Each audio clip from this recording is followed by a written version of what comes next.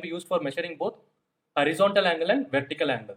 So here, as you can see, this is the theodolite instrument, which is mounted usually on a tripod, and from there, if you want to sight two places M and N, you can easily find the horizontal angle, and also you can find the vertical angle also. So you have a vertical circle and you sight it with the help of this telescope, and then you have a horizontal circle also, which will give you horizontal reading.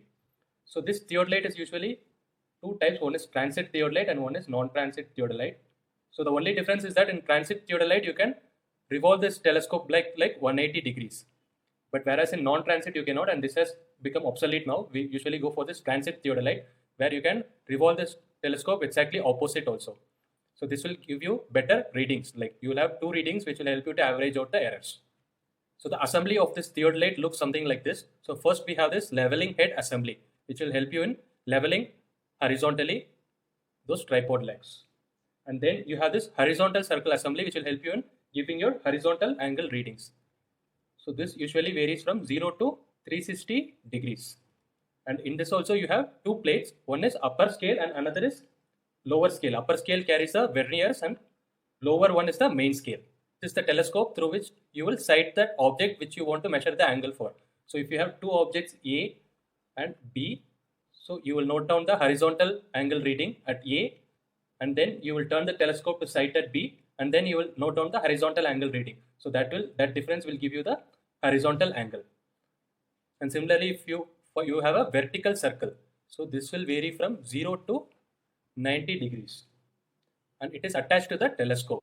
So this is your horizontal line of sight, and if you tilt it up and spot something which you wanted to, suppose this was your horizontal and this is the point where you want to know the height, so the telescope's line of sight will change to here. Then you can note down the vertical circle reading, which will give you the vertical angle. And this setup is known as Alidade assembly. So this is nothing but a telescope which is supported on this U frame, which looks like a A shape here, and that rests on this horizontal circle assembly. And you will also have these level tubes, which will help you in leveling to a perfect horizontal or to vertical axis. So as you can see, this telescope which is passing through, that will be your line of sight, and then this is your vertical axis, and this one is your transverse axis. This transverse axis, it's also known as true union axis. And we saw that this in a transit theodolite you can revolve this telescope. So that action is known as transit or plunging, or even it is known as reversing. So what you do is, whenever you want to make a reading at A, first you do it with this. From here you observe the point A and note down the reading. Then what you do is you transit the theodolite, like revolve it 180 degrees, and you can also swing this assembly. Like you can swing it in this horizontal, so you will have one more reading. So with the help of that, you can avoid errors because of the line of sight or parallel line of sight, etc. So that is what you usually make two observations. So when you have the vertical circle to the right of the observer, so that is known as face right. And after you reverse this telescope and swing it by 180 degrees, your vertical circle will be to the left of the observer, that is known as face left. So you'll have two observations in theodolite, face right observation and face left observation, and usually these two is averaged out so that you can eliminate some errors due to this line of sight, etc.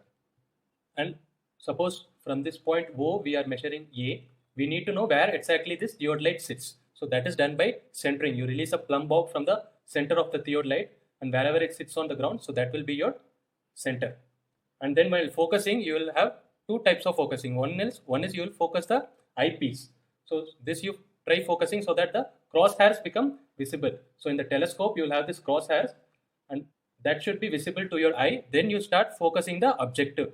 So wherever your point is located A, you will have an object there, and that you try to focus so that it sits on this crosshair exactly. That is known as focusing the objective. And also you do some tests so that everything, this axis are perpendicular and parallel to the horizontal. So by this we can assure that the vertical axis is actually truly vertical.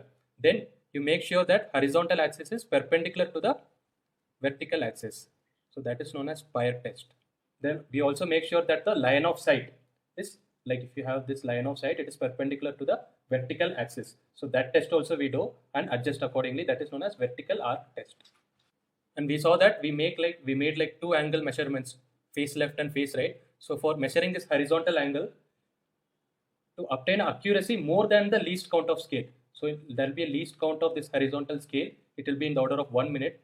So if you want to obtain an observation which is even less than this 1 minute to that much accuracy, you have to keep on repeating the measurements.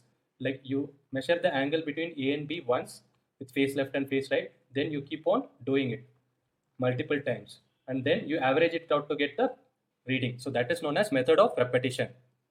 So this is used when you need a accurate reading more than this least count for a single reading. And this method of reiteration is used when you have to measure multiple points. Like you suppose you have O, then you have to know the angles to A, B, C and D. So what you do is you cite point OA, you cite point A, and then you cite point B and find out the angle alpha. Then you cite point C and find out the angle beta. Then you cite point D and find out the angle gamma.